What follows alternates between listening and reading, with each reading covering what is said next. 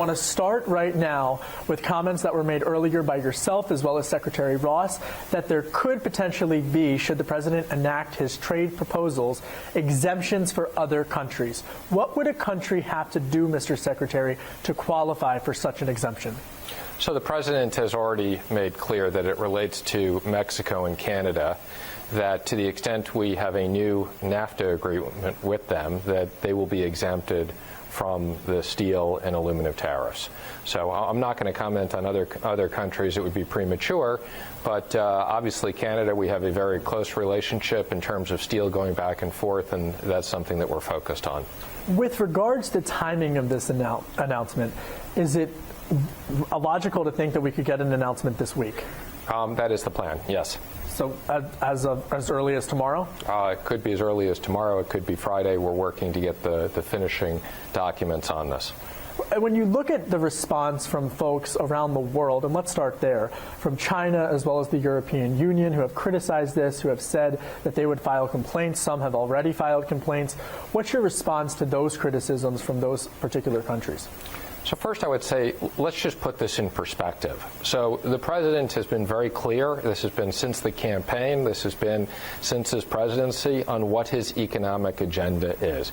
And we've talked about constantly it is a three-tiered. It's tax reform, regulatory relief, and trade.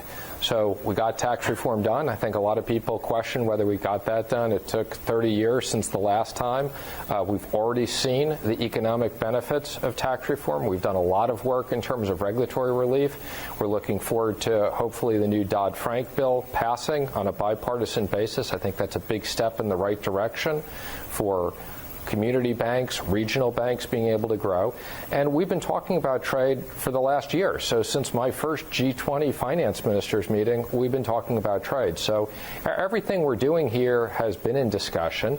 The president is concerned about the national security risk as it relates to steel and aluminum. Secretary Ross has been working on that report. We've been having discussions with people. So this is a natural evolution of what the president's economic policies are. So what about then when House Speaker Paul Ryan says, like he did the other day, that he's advocating for a more quote-unquote surgical approach with regards to these trade policies? Is he going to be satisfied this week when this announcement is complete? Is this going to be a more surgical approach like the Republicans on Capitol Hill have advocated for? Well, again, I think it's somewhere in between. So, and I think, look, the president wants to take on the trade issue. It's a very important economic issue. As you know, China's market is not open to our companies and our workers the way our markets are open for them. The president believes in free and fair trade, but he wants reciprocal trade and reciprocal fair deals. And that's why when we go forward with the 232, there is a mechanism that will be able to deal with these issues. I want to follow up with something that President Trump tweeted earlier today about intellectual property, especially as we're nearing the end of NAFTA renegotiations in particular. A lot of this, some would argue that China has a backdoor access through Mexico and Canada and is using the NAFTA agreement to kind of infiltrate those markets. Is that something that you would like to see improved, or this administration would like to see improved with regards to these final negotiations? Yeah, absolutely. That's one of the big issues we have of things that come into the United States through, in particular, Mexico, whether it's autos, auto parts, other things. But this is a big issue for the president and something that we're focused on as part of the renegotiation. But again, let me just put this in context. NAFTA is an old agreement. We have very important trading relationships with Canada and Mexico, but the president wants to look at this agreement and wants a better deal for American workers and American companies. That's what this is all about, more fair and balanced trade.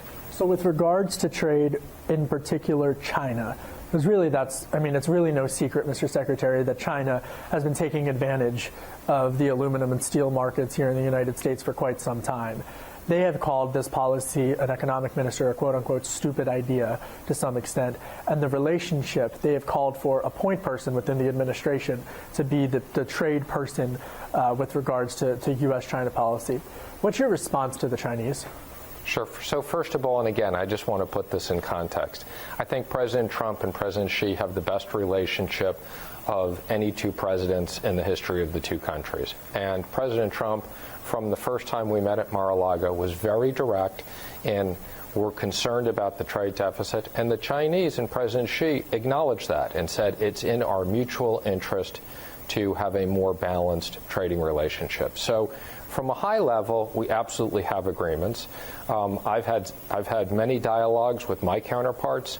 I saw Liu He when I was in Davos. I saw him last week when he was here. We met with him over a 2-day period. We're having very direct discussions with them about how to deal with these issues. So again, I think that we've been very clear in what our objectives are, and now we've got to figure out if there's a way we can work together to meet these objectives. One of the issues that I find interesting with regards to the tariff debate that's going on is who exactly it would help. And it's been interesting to watch some of the Republicans in Congress criticize the policy proposal.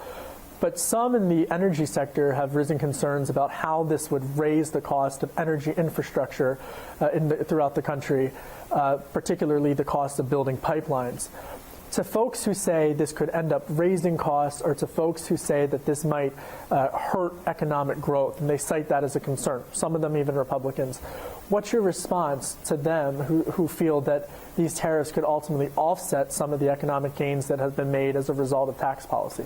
Well, we have a big economic team that's working on this between Treasury, the White House, U.S. Trade, Commerce, the CEA. We have a big team that's working on this. So we've looked at these issues. We've looked at them very carefully. But on the other hand, the issue is, again, we have unfair trade deals, and the president is determined that we look at these and we renegotiate these so that they're good for American business. You mentioned the team, but someone's leaving that team, Gary Cohen. The market didn't like that. They reacted negatively to that. What hole will he leave in this administration's economic team? Gary's been a terrific partner. I've known Gary, obviously, for a long period of time, since my time at Goldman Sachs. Gary was very important in many things we did here. But there's a big economic team, and we'll be replacing Gary at some point.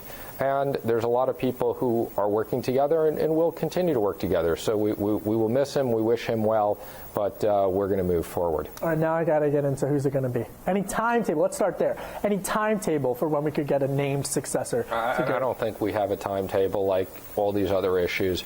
We'll carefully review it. We'll make recommendations to the president, and he'll decide. Some of those recommendations are Kevin Hassett, Jim Donovan, Larry Kudlow, Peter Navarro.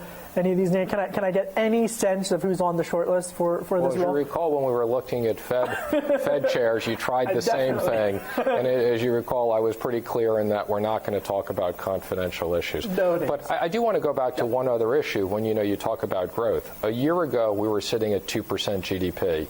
And lots of people lined up and said, we'd never get to 3% GDP. That's true. We've said all along, our goal is to have 3% sustained GDP. We've had 2 quarters of it.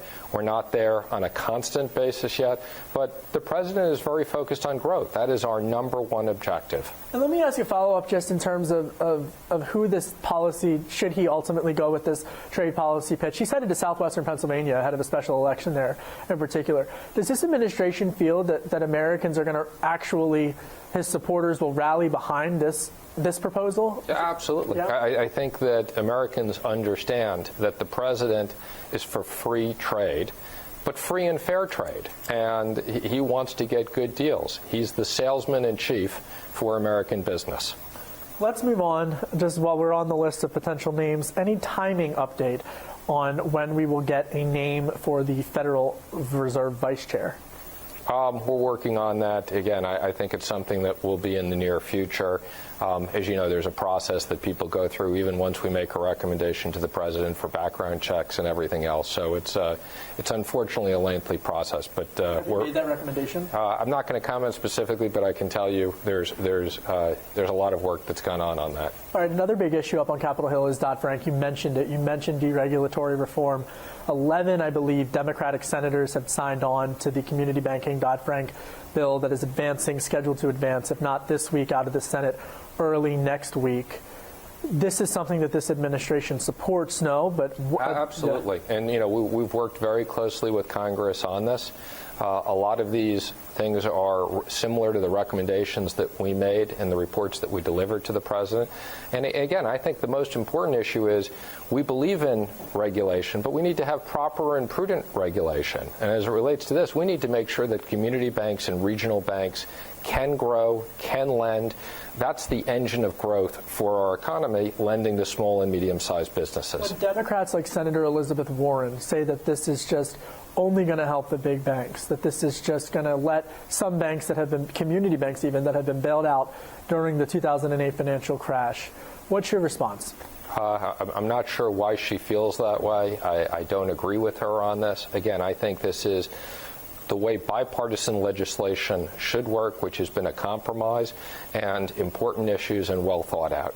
After it advances out of the Senate, it'll go to the House. I think there's been like several dozen bipartisan wonkier items that have advanced out of the House. Are there any specifics that you would like to see added to this bill that you guys could get on board with once it clears the Senate? Well, again, one, we're very supportive of the legislation. We're also supportive of certain issues in the House. I think it likely will go to conference. And again, I think the important thing is this can get over the finish line, which will be good for the economy and good for commercial and regional banks. And then after that, what's next? Is it infrastructure? Is it reforming the Consumer Financial Protection Bureau? What's the next big item for the administration from an economic FinReg perspective? Well, from my perspective, from Treasury's perspective, the other piece of legislation we're working very closely with Senator Cohen is on FIRMA, which is basically upgrading CFIUS and CFIUS reform.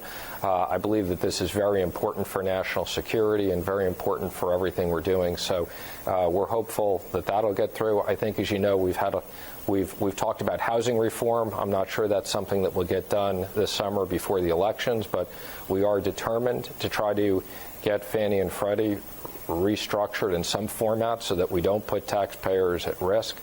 And as you know, we're very focused here at Treasury working closely with the IRS on the implementation of the Tax Jobs Act. So it touches every single aspect of the IRS. We've got about a minute or two left, but on the issue of tax reform in particular, there's been some chatter, and I'm really interested to get your take on this, that there could even be an additional bill later this year with tweaks to the tax reform or even more. Even I think President Trump had said it in one of his speeches that he would like to see more this year before the midterms. Is that actually in the works?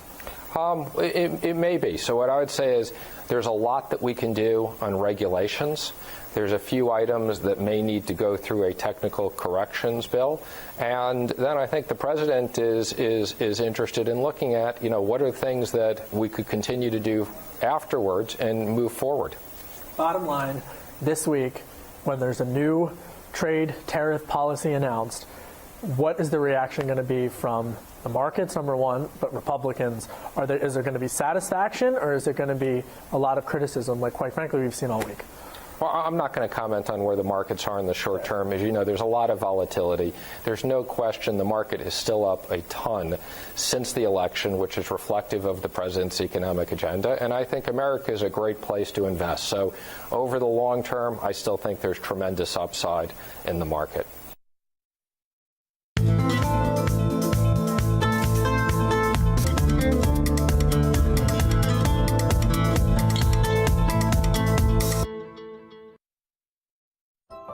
Where there is life, there is hope, there is meaning. But life has its downs as much as its ups. Life is about challenges. Life is about opportunities. Time for joy, time for celebration, and time to introspect.